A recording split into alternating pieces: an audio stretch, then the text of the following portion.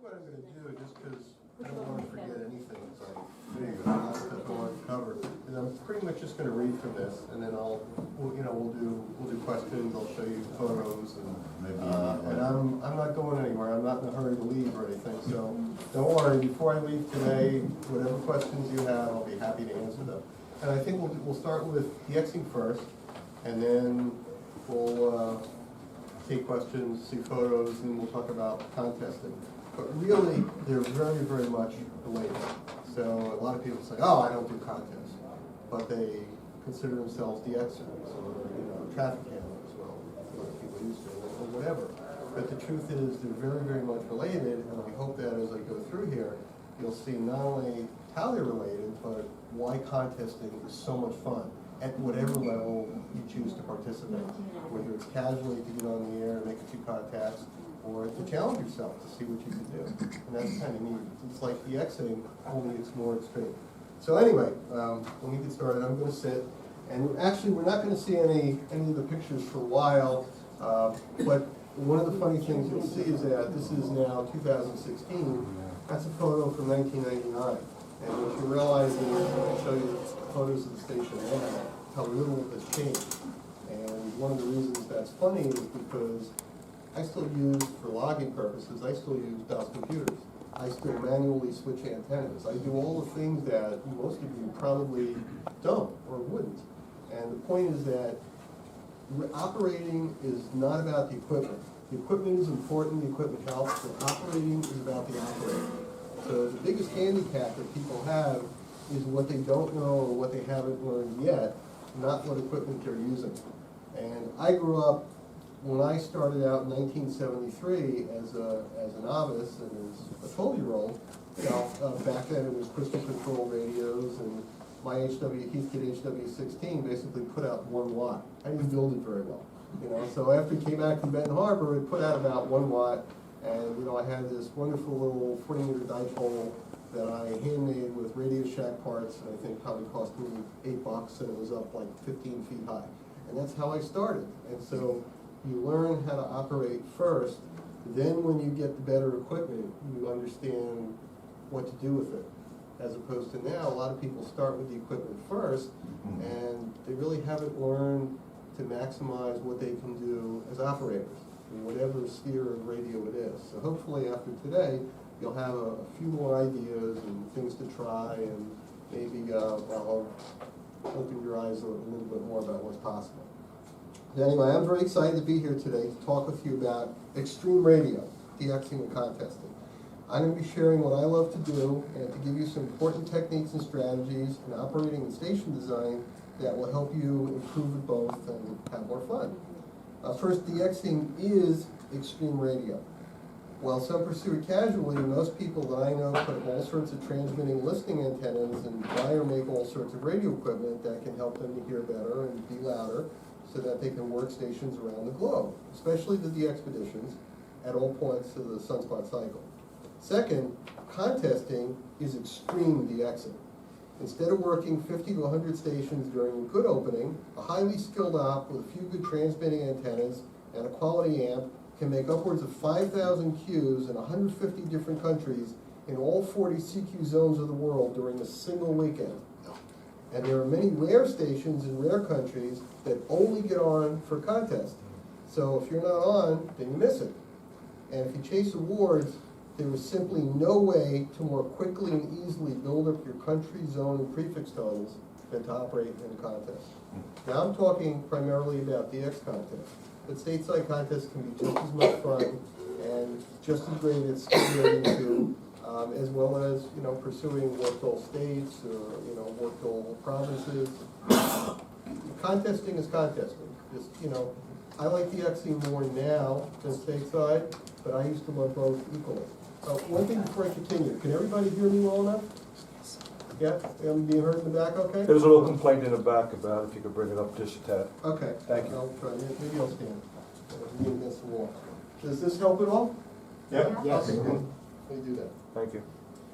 In fact, I don't see Dxing as separate from contesting, but rather contesting is just a more efficient and exciting way to work a lot of DX more quickly. Okay, so show of hands first of all. How many people consider themselves Dxers? Okay, good. And how many of you have ever operated in a contest? Oh, excellent. More contests than Dxers. I'm impressed. Hopefully by the end of my talk today, you'll leave excited with new things to try and better equipped to have more fun. Okay, a few things about my talk. I do like to be spontaneous rather than read for a script, but the purpose of writing everything out is so I don't forget stuff, because I would tend to forget stuff. And I don't want to be driving in the car on the way home and say, oh, I can't believe I forgot to tell her that. So I'll try to be lifelike as I read from the script. That's the purpose of this. I do want today to be interactive, and I realize that I asked to hold questions only so I can get through stuff and make sure that, I tell you what I think is important. But then I'll take a lot of questions. So, please hold them, please write them down. I want to make sure that I do answer them all. So first I'm going to talk about Dxing and share some techniques and strategies to help you work Dx stations faster. And then I'm going to take your questions about real life situations. And please, don't be shy. No matter how basic it is or how basic you think it is, it's important. And I do want to answer it because I started out probably even more basically than most of you did. So it's all near and dear to my heart, and it all matters. So please don't feel that your questions are too simple or too basic or be self-conscious about it. Don't. Please ask. Chances are at least one other person here will benefit from your question and the answer to it. Then I'm going to talk a bit more, show you pictures of my station, antennas, terrain, which is very important, and then take more questions. Then we'll go into contesting, and I'll share some more strategies and techniques about operating and station design. This is also your chance to ask me about propagation on 10, 15, 20, 40, 80, and 160. Any kind of questions about propagation. You notice I don't have the WARC bands in here, and that's because I don't operate them. Not because there's anything wrong with them. I just have focused on these 6 bands because that's what I've done basically my whole radio life and what I have antennas for. Although propagation is similar on the in-between bands, I don't feel I really have the expertise on it. And I'll also be talking about where to point your antennas and when, why directional antennas are so important. And because contesting is about contesting and Dxing, please feel free to ask me questions about Dxing at any time. One caveat, my station and my equipment and my computers are old. Most of them are. So if you're expecting to see some super fancy state-of-the-art magic stuff, you're going to be disappointed. In fact, probably most of you have more up-to-date radios and logging programs than I do. And that's awesome. I just haven't used them because I haven't needed to. But I could certainly benefit from it also. So if you have more up-to-date stuff, and hopefully you do, that's great. You're even further ahead of the game. However, the good news is that Dxing and contesting results are primarily about the operator, not how new or expensive your gear is. And that means that anyone can immediately get better and have more fun with Dxing and contesting without buying anything. But when you do buy something, then you will be in a better position to know how to get even better results from it than you would have been before. Case in point, before I put up the first of my 2 towers in 1999, I was routinely making top 10 US single-out, all-band, high-power, non-assisted in ARRL and CQRL IDX contests, both in phone and CW, using only wires and an SB220. That was really only 1 year later when I got the first of 2 Titans, one of which I bought from Wayne W3AA, who's in the room here today with us, also an FRC member. So this is pretty much what I was using back then. And if you imagine that all this equipment basically was just driving wire antennas outside. And you have to be willing to work harder to make up the gap, and you have to know more, but the point is you can do pretty darn well with just even a fairly basic setup antenna-wise. My radios were a Kenwood TS930 and a TS940, as you see there. And the second radio was barefoot. In fact, if I remember correctly, in the 1995 ARRL DX-CW contest, I finished 3rd in the US with only wires. And I actually had more Qs on 80 than W1KM on a salt marsh adjacent to the Atlantic Ocean. I was pretty pleased with that. Unexpected. And the year before, 1994, I won single op all band high power non-assisted North American high and worked all Europe CW. Again, using only wires and one radio and SB220. So you never know. One funny story. When I went off to WRTC 2000 in Slovenia, so this is 1 year later, having just set some new US records, one of the S5 contesters who had seen my required contest resume was unimpressed. He said, I could make those scores too if I use what you used. I said, really? And he said, yes. I said, oh, okay, but you will not be able to use most of the equipment and antennas at the station where you operate. He said, what do you mean? I said, all my scores until 1999 were made without a single Yagi, only wires with none higher than 50 feet. And I didn't have more than a single Yagi in any band until early 2000. I still have no 40-meter beam, which by the way is still true today, and I am barefoot on the second radio. And I switch all antennas and radios by hand several hundred times each contest weekend. You can see the 6 manual 2-position antenna switches. He didn't speak for a moment. And then he said, I thought you had a superstation. I said, yeah, I know that's what you thought. And that's what most people think when they see my scores. And I would love to have that station to operate, but I don't, and maybe I never will. So he had a profoundly different attitude towards me after that.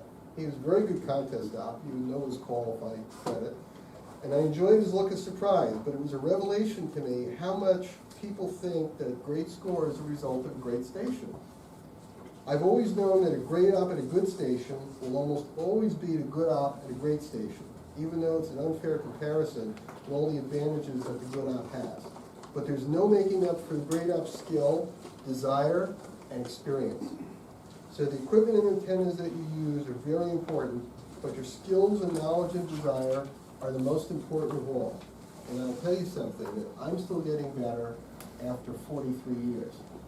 And you know, I've accomplished a lot, I've been very fortunate. I know there's still things I can do better, virtually every contest. And I know I can push myself harder, even though I now have certain limitations that I have to live with. So everybody sitting in this room has not maxed out their potential yet, which is a good thing. That means you have a lot of upside to look forward to. Not only from what you learn, but what you can do more efficiently and more effectively from one contest to the next, from 1 year to the next. And frankly, that's pretty exciting. That's what really got me going for years, like, oh, okay, I figured that out. I now know how to do this, or I learned that, and I wanted to try it out. Everybody sitting in the room can do that, and you can do that the entire rest of your lives. So until you reach the point where you're no longer here, you all have a lot to look forward to. Just get on the air and operate, and have fun, and try to improve your skills every single year. All right, let's start with working DX and DXpeditions. DXpeditions are a lot different than they used to be. Now, several ops with excellent equipment and new technology that maxes propagation and wave angles to different locations. They actually plan it out and put it on their websites. Plans to operate 5 or more bands, often with multiple stations on simultaneously with real-time logging, SCADs, and pilots handling communication to and from the DXpedition ops. That's amazing. The scope of DXpeditions now boggles my mind, especially compared to what qualified as a DXpedition back in the 1970s. Well, so are the pileups and level signals of stations trying to work them. That's pretty mind-boggling too. My goal is to work the DX or DXpedition as quickly as possible and then go back to what I was doing before, which is not being on the radio. So here's how. I routinely watch DX Summit on one of my monitors when DXpedition is on. Does everybody here know what DX Summit is? Anybody not familiar with it? Okay. DX Summit basically is something that has a web address on the internet, like any other website, and it provides spots that are sent in by people around the globe. So it gives the frequency and the call sign of the station that's on. It says who the spotter was, and maybe a brief little blurb about what it is. And there are several other things like that, spotting networks that are not radio-based, but they're actually internet-based. And what I do is, when there's a DXpedition on that I want to work, or a station on that I want to work, it's not a DXpedition, I'll just open one of the windows on one of my computers, and I'll just put it out there, and I'll set the filter so when that station is on, and I'll get spots from that station. It's just right there, which is great. So I can be working or being with my family or doing 1,000 other things I need to do, and I don't have to be down at the radio. But when it comes up, I get down in a hurry on the radio, turn all the equipment on, and work the station. So that's efficiency that I never would have dreamed was possible 20 years ago. It's great. That means that you can roll up a big DXCC total in a hurry and spend very little time doing it, in addition to any normal operating you do. I think it's wonderful. To me, it's a great use of the internet. And then there's the RBN network, which actually shows relative strengths of stations around the world. I don't have access to that, but that's even more effective. And contesters use that a lot. That's just truly amazing. You can literally transmit, just get on the air and transmit, and get real-time, see how loud you are in different places around the world. I have to do that, because that's an amazing thing. For those who don't know what RBN is. Okay. I have limited knowledge of RBN, but RBN basically is something whereby there are different receivers, broad spectrum receivers, that take Morse code, they take large swaths of frequency bands, and they hear all the signals, and they convert, they read the code, and then they send out information with call sign and the frequency, and any other information that goes along with that, all around the world. And the antennas that are used they're not monoband Yankees or anything fancy. It's basically, in most cases, a vertical. So anything that makes this is audible pretty much at most other stations in that area. So you can transmit, and you might see, for instance, what your signal on a particular frequency is in Reykjavik, Iceland, in London, somewhere on the West Coast, in Buenos Aires.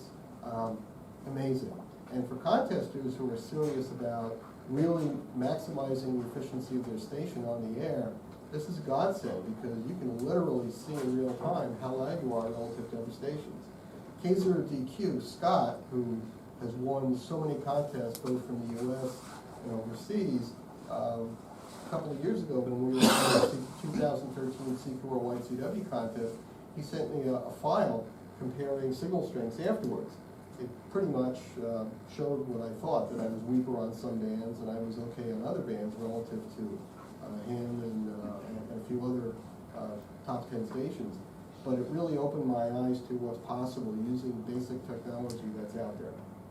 And the multi-stations and multi-single stations now use this also to instantly find people to work.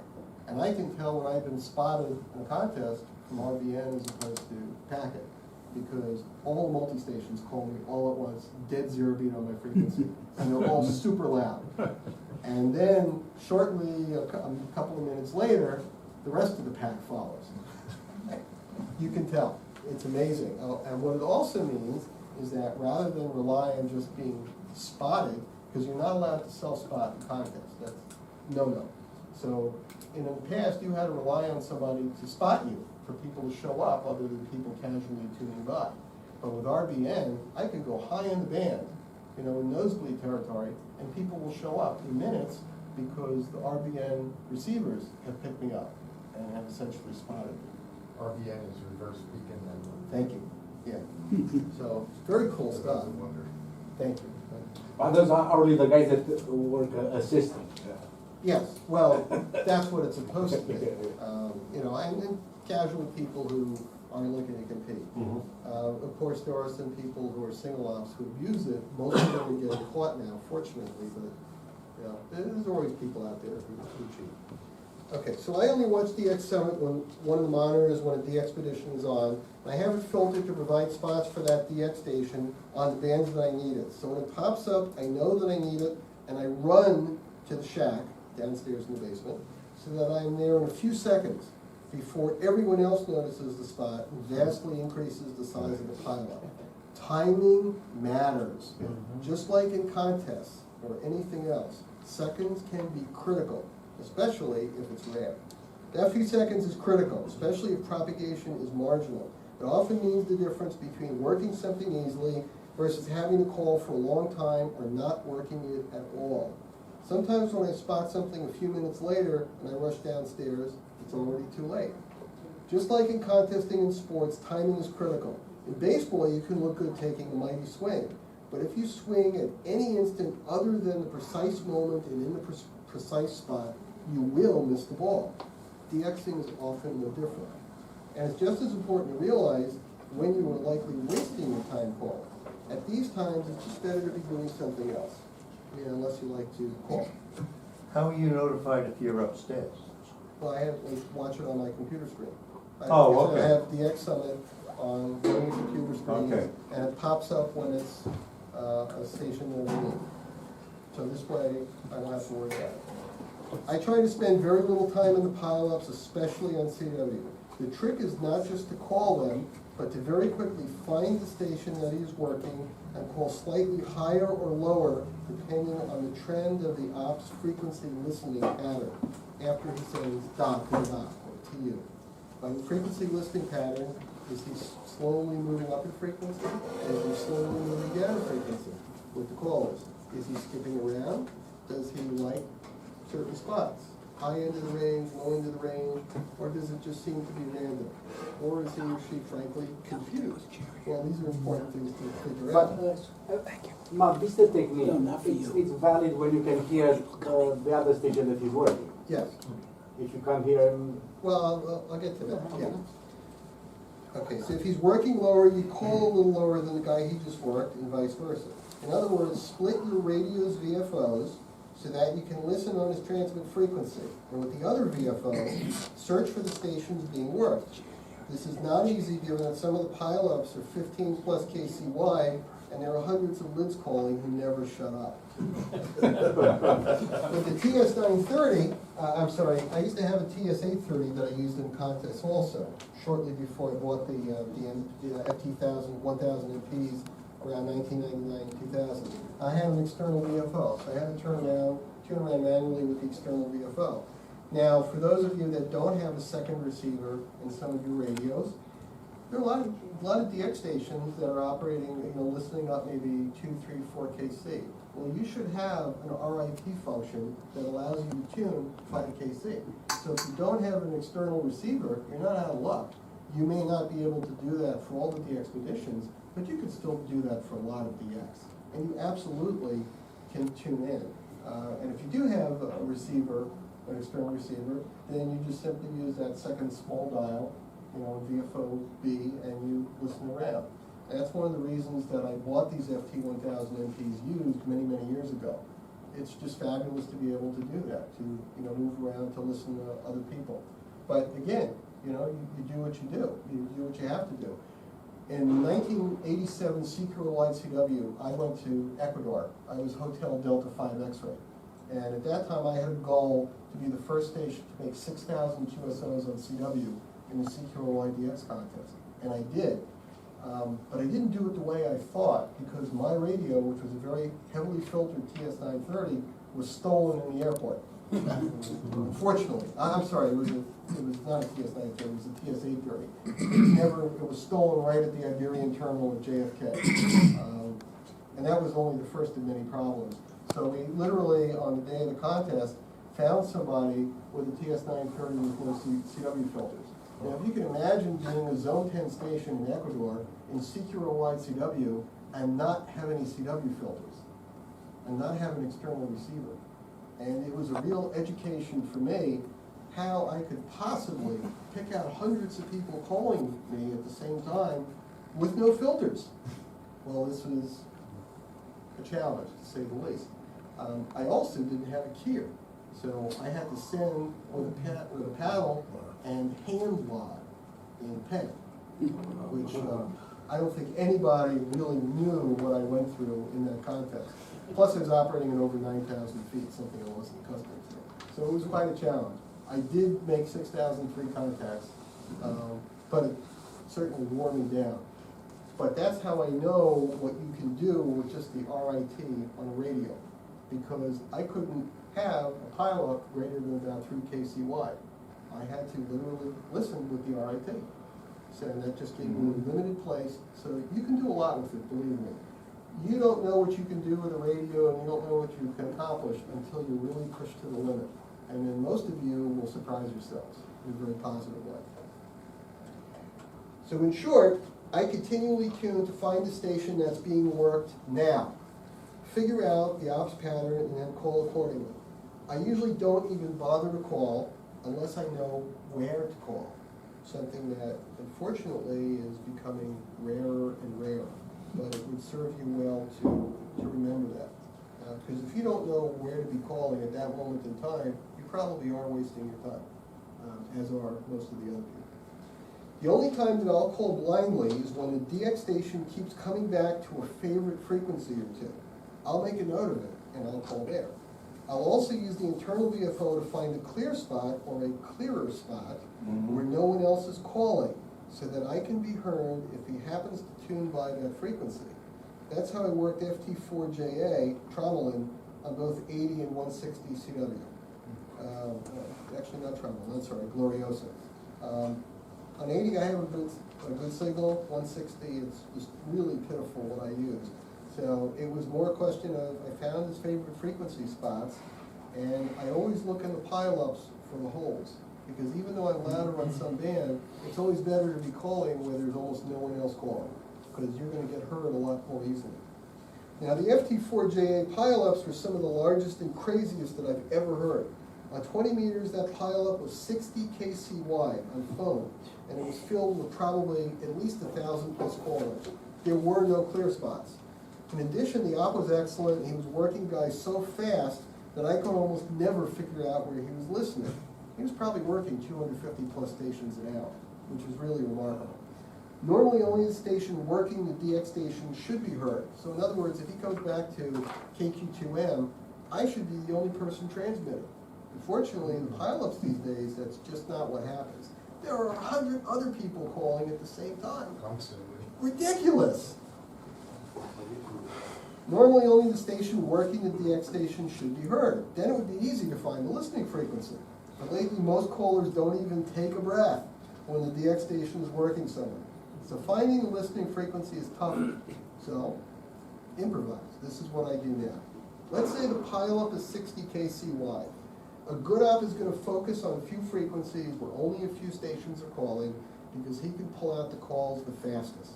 So I spent some time tuning through the pileup and noting the frequency of some of the loud callers. I write it down. When one of them gets called, I know exactly where to go.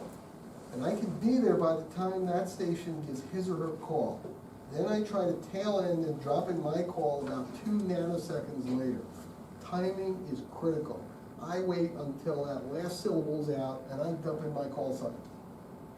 And so that there's virtually no time or no reflex time between the time the operator working the DX station stops transmitting and the DX station gives his call sign. So my call sign's in there. You have to be that exact. Sometimes that gets their attention and they work me immediately. Sometimes not. But it's a good strategy and it has very little downside. Calling blindly in a pile-up that huge is just plain silly unless you have excellent propagation to that station and he's only working your area. But if this is 15 or 20 meters and you normally have a good path to that area of the world, unless you like big challengers or wasting time, don't bother calling. Wait for a day or two. Let the pile-ups thin out. Then it should be much easier and much more time efficient. Of course, you also have to be aware of your operating schedule and your expected propagation. If a solar storm is coming in tomorrow and then you're going to be away for a couple of days, you have to try to work them as soon as possible today, just in case. That's life.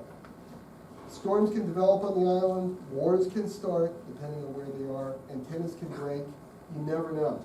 I can't tell you how many of the expeditions I just figured, oh great, it's day 3, they're going to be there another 10 days. No problem working on this band mode.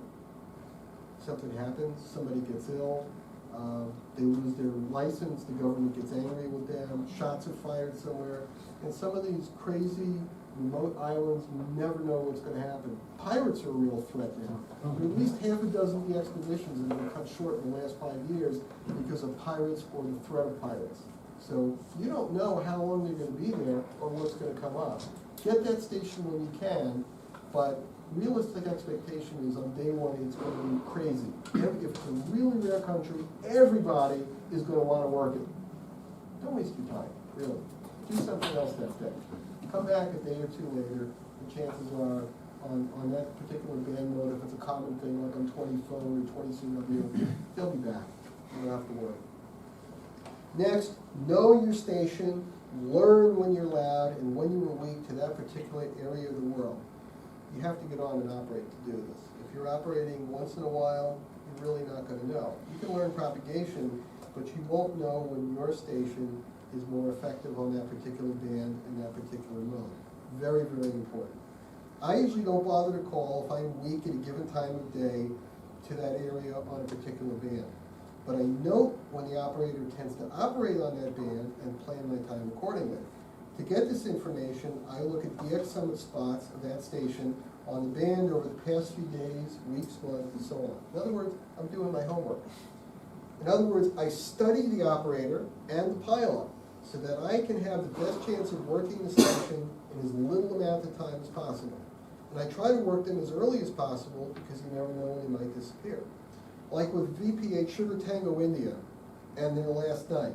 They had planned to operate 40 sideband and 160 CW, two band modes that I needed them on.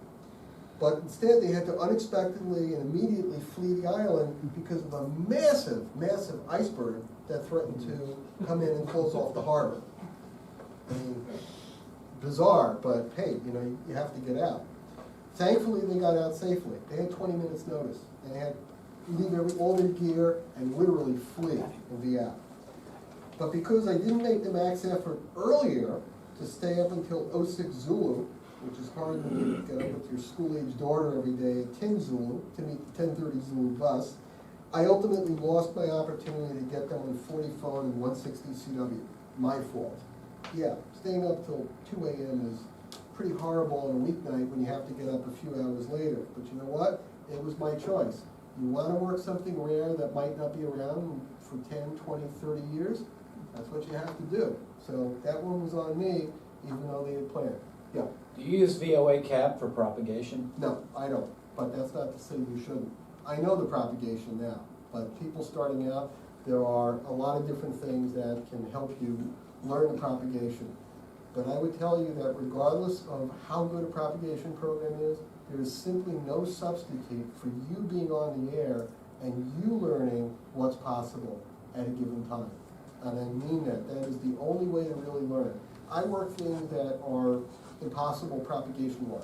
And other times things are predicted with a given level of sunspot number and A and K indices and measures of geomagnetic disturbance, and bands are dead.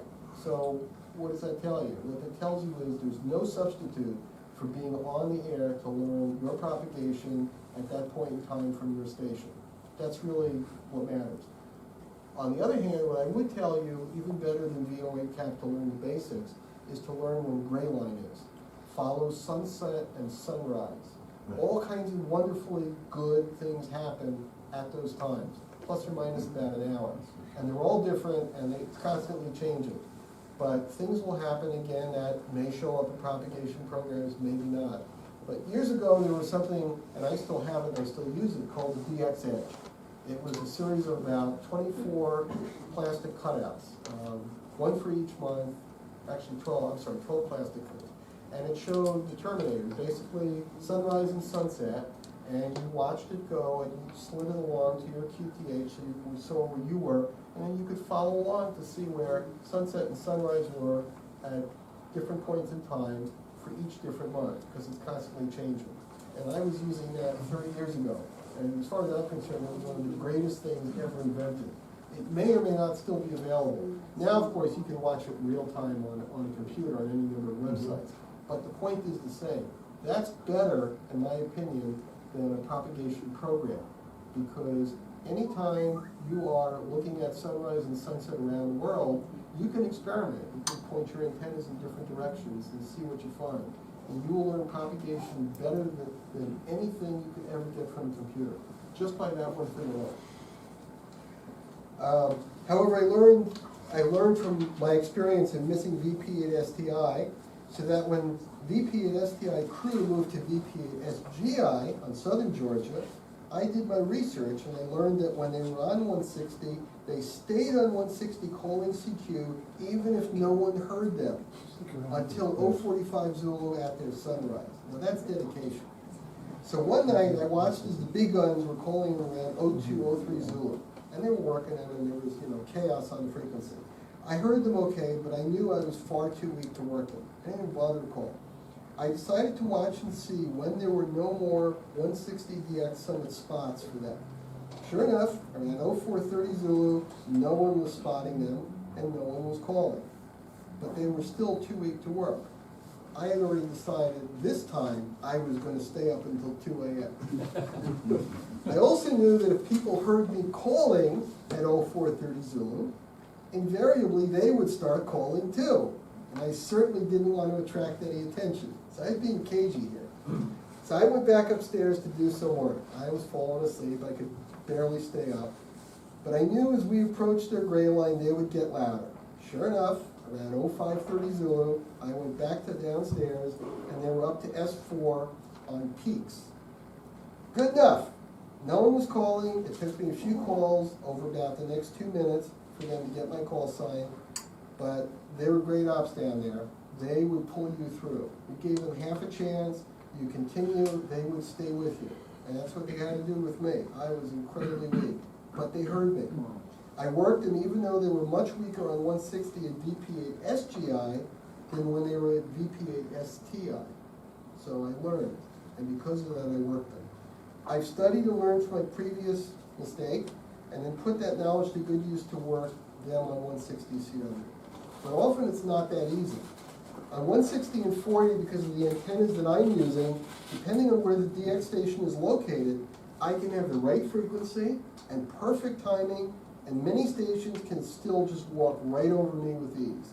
There's nothing more frustrating than you're there in the right spot, and the timing is right, and it comes back to someone else. You're like, wait a minute. And then I listen, and that guy was transmitting on my frequency.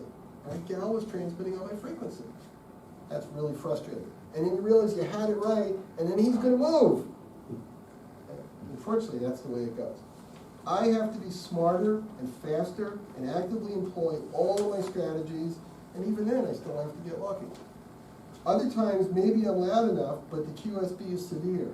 And by the time I'm calling 3 seconds later, I'm down 2 S units, and other stations are up 2 S units. We can't hear what's going on in the other end. But QSB can be that fast on a strained path. And sometimes it really is like that. I may have been louder at just the moment that station stopped transmitting, and by the time I'm calling, I've dropped down and other stations have gone up. That's how the ionosphere goes. The VP8 SGI, VP8 STI QSB was severe, as it is with many other long-haul stations, especially if our signals are propagating through the polar region. So, and that's very frustrating too. It's part of the challenge and fun at the exit. Then, of course, there's the enhancement of gray line, the effect of closer in stations. And maybe you're calling at times that you are loud enough to make a QSO, but propagation is more enhanced to other areas.